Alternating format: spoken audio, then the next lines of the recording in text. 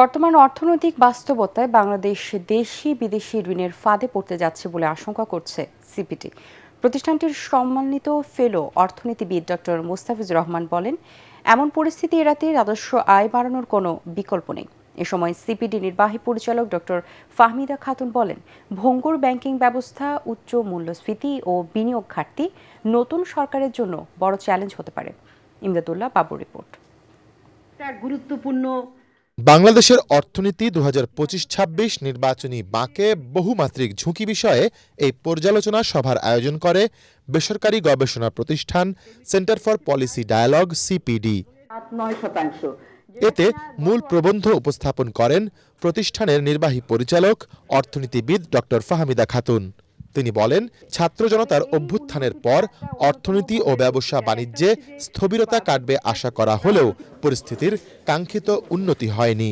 তবে সূচক এবং তথ্যপাত্র বিশ্লেষণে এই সরকারের সময় অর্থনীতি স্থিতিশীল রয়েছে বলেও যোগ করেন তিনি।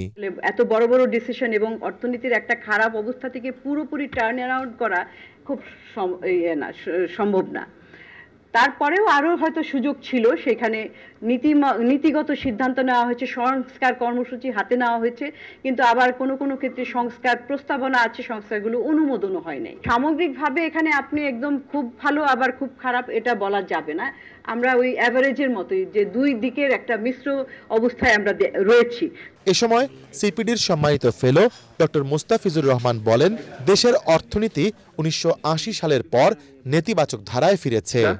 ঋণ ফাঁদের দিকে আমরা পড়ে যেতে পারি। অনেক সময় আমাদের মতো দেশ যেগুলো নাকি লো ইনকাম কান্ট্রি থেকে লোয়ার মিডল ইনকাম কান্ট্রি হয়েছে, তারা লোয়ার মিডল ইনকাম ট্র্যাপে পড়ে যায়।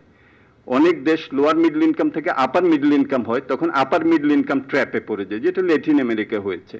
আমাদের এই অঞ্চলে কিন্তু বেশ কিছু দেশ লোয়ার মিডল ইনকাম ট্র্যাপে পড়েছে, যেটা সমার্থক হলো ঋণ ফাঁদের সাথে। এর রেশ আগামী সরকারের জন্য চ্যালেঞ্জ তৈরি করবে জানিয়ে পরিস্থিতি সামাল দিতে অভ্যন্তরীণ আয় বাড়ানো, রপ্তানি বৃদ্ধি, প্রবাসী আয়ের ইতিবাচক ধারা ধরে রাখা এবং বিদেশি বিনিয়োগ বাড়াতে জোরালোভাবে কাজ করার তাগিদ দেন বক্তারা।